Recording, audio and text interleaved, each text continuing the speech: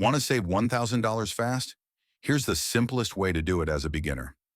Step 1. Cut your three biggest expenses. Look at where most of your money goes: food, transport, and unnecessary shopping. Cutting just these three can save you $150 to $300 a month. Step 2. Track your spending for 7 days. Write down every dollar you spend. You'll immediately see where money is leaking. And that awareness alone saves people $100 plus instantly. Step 3. Use the envelope method. Put cash in envelopes labeled food, bills, transport. Once the envelope is empty, you stop spending. This method forces discipline. Step 4.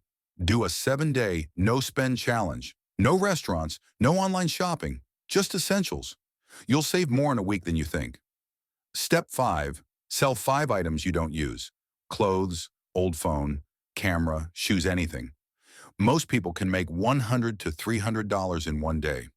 Combine these steps, and saving $1,000 becomes easier than you ever imagined.